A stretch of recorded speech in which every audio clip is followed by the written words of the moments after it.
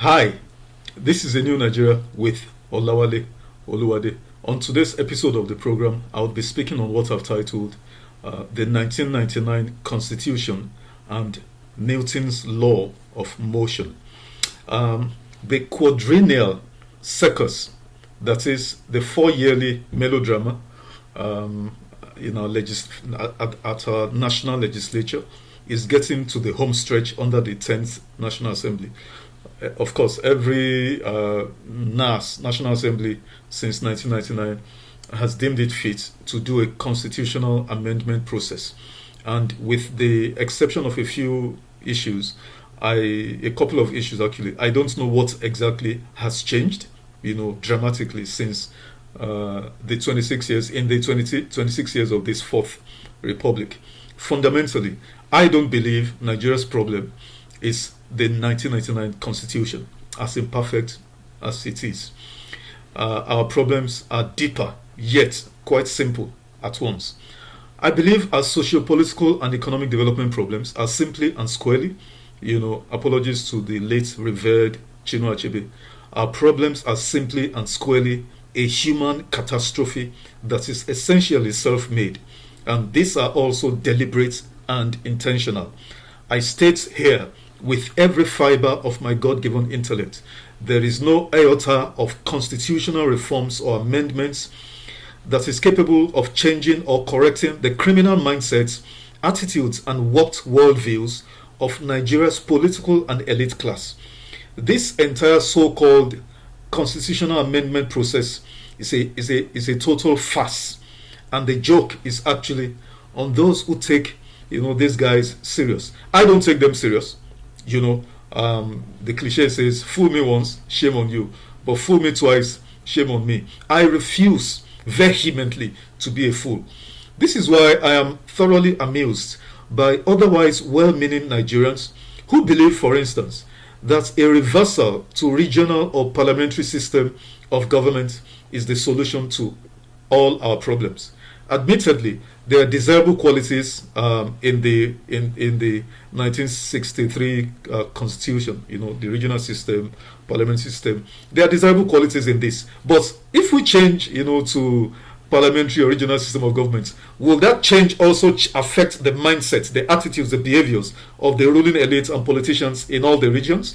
Because it's the same politicians that you would have in all the regions of Nigeria. And this same argument applies to almost everything else we're demanding constitutional reforms for. For instance, having and guaranteeing, that those who conduct our general elections, give us elections that pass the basic test of decency, fairness, and transparency. So, if you change the constitution, will they also affect the same people, the mindset and attitude of the people? No, I don't think so. So, here's the stark truth. Nigerians, even highly educated and matured ones, this what I want to say now is the truth we're not ready to admit. The Nigerian political and elite class prefer the status quo, and they will do whatever it takes to preserve same. Why is this so?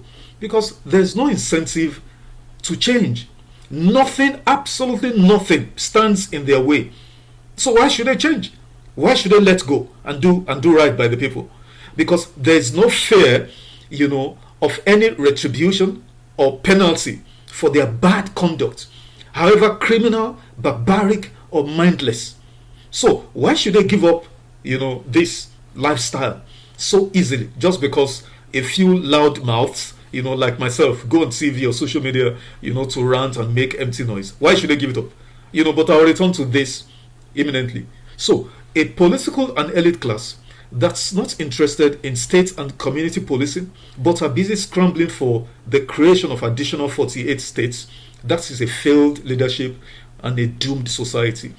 A ruling class that does not give a rat's behind, for the fate of the 18 to 20 million out-of-school children, that is a failed, political class of epic proportions.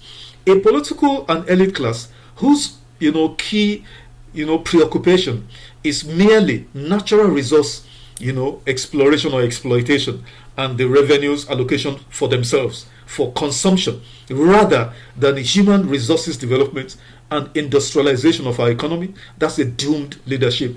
A political and elite class perennially addicted to political power for the sake of buying luxury villas, and mansions abroad, and acquiring private jets and exotic automobiles and other mundane, selfish and senseless reasons, rather than for the transformative change of the, political economy and socio-cultural issues of Nigeria's underdevelopment, is a failed leadership.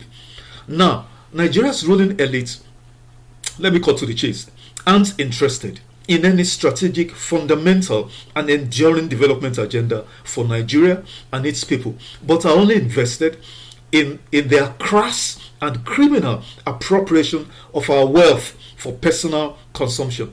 However good, I need to say this, however good a piece of legislation is, any abhorrently incompetent and utterly corrupt implementers will sabotage it.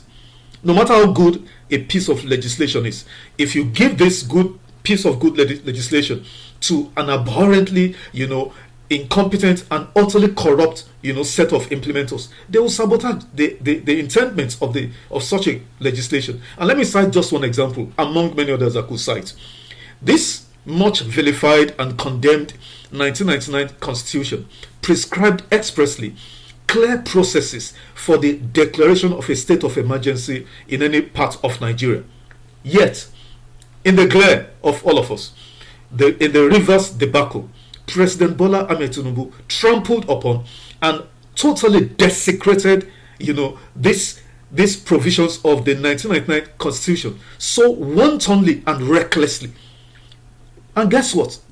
The two key institutions of states designed and invested with constitutional imprimatur to check such envisaged executive gangsterism, that is, the legislature and judiciary. What did they do? They looked away as the perfidy unfolded, played out, and concluded in a most farcical and brazen manner. So, I ask you, is it the 1999 Constitution or the elite class that failed River State and its people? You know the answer. But in stark comparison, and unlike the Nigerian judiciary that pretended to be sleeping, while strongmen trampled on our constitution, in the United States of America, the only force standing as a bulwark and guardrails against full-blown fascism in America is the judiciary. United States judges have repeatedly censured President Donald Trump and his government for acts against the United States Constitution. There are so many examples, but let me just cite two. From the illegal removal of United States citizens, to El Salvadorian jails, or was it the sacking of the Federal Reserve Board Governor, Miss Lisa Cook? In all of these cases, many others, the United States judges, both at the trial courts, at the circuit courts, and even the Supreme Court, they have not hidden or buried, their heads. They haven't played possum. Rather, they've acted swiftly in safeguarding constitutional order in America. And I need not remind all of us of what happened in the United Kingdom just a couple of weeks ago, where Prime Minister Keir Starmer was forced to dismiss, the Deputy Prime Minister for tax avoidance issues. Or is it in South Korea or in Brazil, where they are routinely jailing former presidents, not even just ordinary bureaucrats or low-level police. Former presidents are being routinely jailed, prosecuted, convicted, and imprisoned in Brazil and South Korea. So, as I speak here, these countries, America to a far lesser extent, but United Kingdom, South Korea, and Brazil, these countries have assumed gold standard status as shining symbols of democracy and good governance, where truly no individual is above the law. Former presidents, like I said, are being routinely tried and jailed for breaches of constitutional rule. But here, what do we have? Our judiciary, inadvertently, they've cloaked our president and governors and strongmen with supreme powers of the Holy Pontiff. So, I state unequivocally, as imperfect and diabolically unjust as the 1999 Constitution is, I mean, it's an imperfect document, no doubt. How do you explain Kano having 44 local governments and Lagos State having 20? How do you explain the Northwest having 7 states and the remaining, all the remaining regions having 6 states, except the Southeast with just 5 states? How do you explain such an injustice and a plethora of others in that document? Yet, I repeat, in the hands, if you give the same 1999 Constitution, as imperfect as it is, if you give it to, if you hand it over to a group, a leadership class that's patriotic, honorable, visionary, and competent, they would make Nigeria a haven of democracy, good governance, tangible progress and prosperity for all of us. I know that for a fact. Because there are countries of the world where they don't have a written constitution like the United Kingdom. Some of the best run countries of the world are monarchies.